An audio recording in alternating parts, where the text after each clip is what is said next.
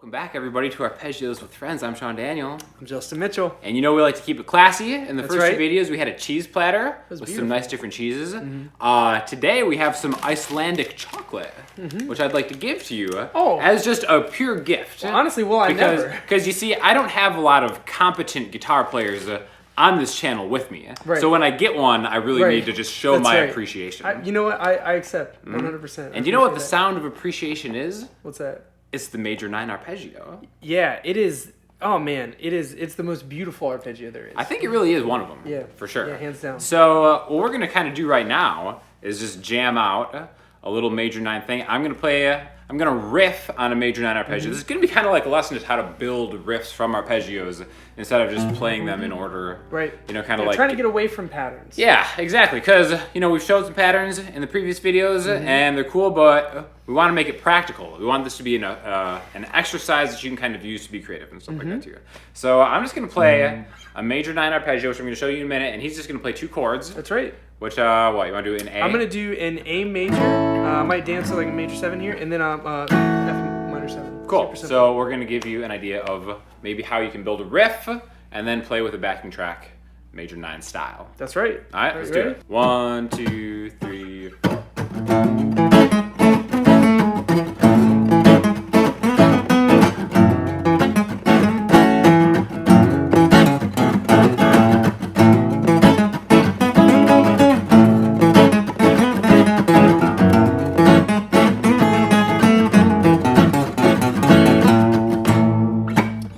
So just, you know, whatever.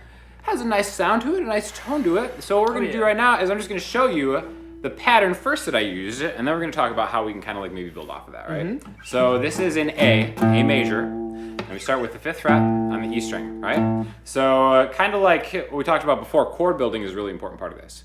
So to make a true major 9 arpeggio, we need the 1, we need the major 3rd, we need the 5. We technically need the major 7 also, and then the 9, which is really the 2 again. Right. So, but what is it called if we don't have the major 7? So if we don't have the major 7, then it's an add 9. That's right. We're adding the 9.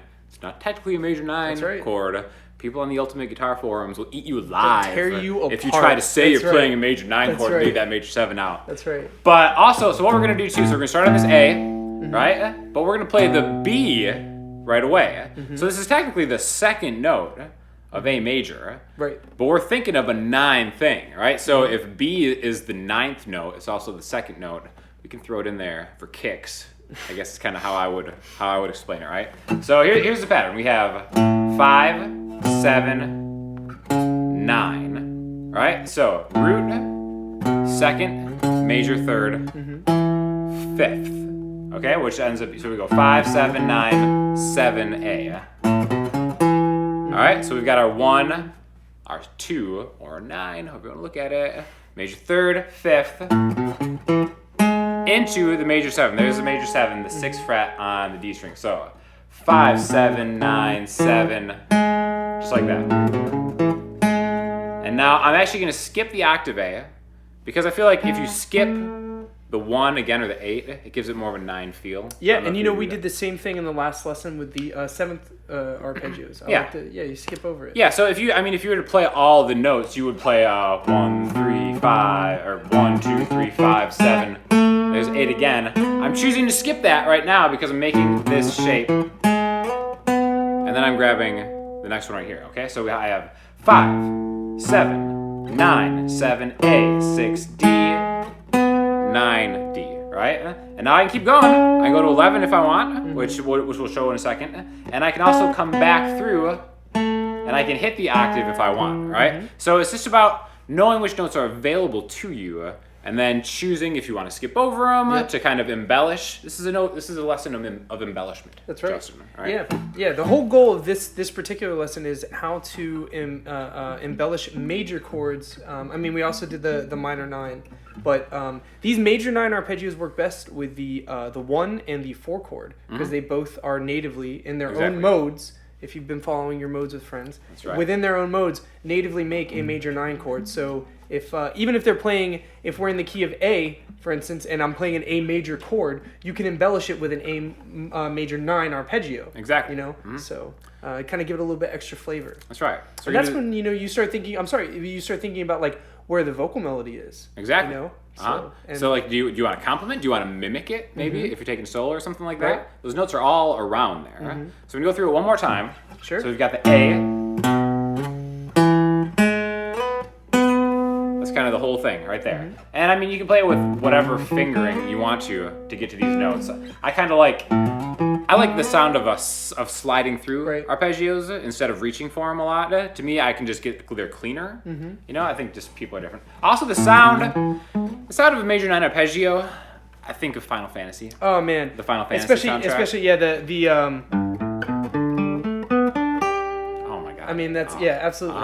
Brings me back to like that's 8th grade. Just like materia mining. Oh man, day in and day out. If anybody understands what we're talking about that's there. back when we had like 120-hour game saves. Oh my god! Yeah. Can you imagine? That's right. Like how many discs was that game? I believe it was 4. 4 discs. Yeah, 4 discs. Anyway, so we're gonna do the same thing. I'm gonna just use just the notes from what I just played in the major 9 arpeggio. I'm gonna kind of skip around, but then just kind of like an example of how this is different from soloing in scales. I'm also gonna jump to the relative minor of A, which is F sharp, which is where you can use like your minor pentatonic stuff or the minor scale stuff, right? And I think this is gonna be a good example of maybe the sonic difference of soloing with arpeggios or riffing with arpeggios and riffing with the scale. And you know, the beautiful thing is that if you begin to follow the changes and play lead with arpeggios, you will just by happenstance also be playing modally. So you will sound like a better guitar player than maybe you actually are. Yeah, exactly. Which is kind of like that's what I do. That's the secret. That is the secret, right? Yeah. So Justin's got 2 chords. He's jumping between. On the major 9 chord, I'm gonna do a major 9 arpeggio thing, and then every now and then I'm gonna switch into an F sharp minor scale thing. Right. All right. So let's try it out. And I'm also gonna make this backing track available to the good people. That's right. Video in the link below. That's right. Here we go. 1, 2, 3, 4.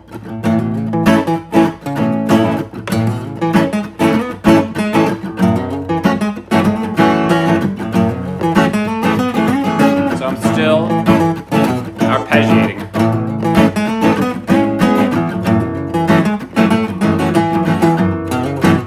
Into the scale.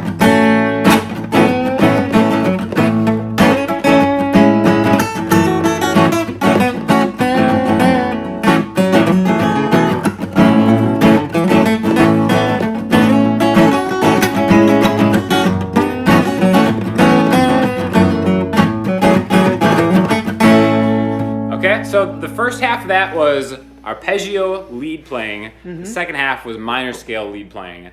And to me, in my own playing, I notice a pretty big difference in how it sounds. Oh yeah, for sure. Just kind of the way I approach soloing in a scale is a very bluesy sounding thing. Yeah. Just because of how I started. Now, not every player will have that a distinctly different type thing. But for me, just in my head, and that's because like when you see like really good guitar players just like shredding or whatever, it's not always obvious what they're thinking. You know, like are they thinking in arpeggio, are they thinking in scales or whatever? So that was just kind of like how I think of an example of how I sound when I'm thinking in arpeggios versus when I'm thinking in scales. And you know, the other thing is that when you're playing in scale patterns, a really good guitar player friend of mine once said that if you practice scales, you play lead scales. Right, like if you practice these shapes, you're. Did I say that? No, but we can credit you. Oh. So, but the thing is that like you get into what I learned as motifs. It doesn't matter, but basically it's just the idea of playing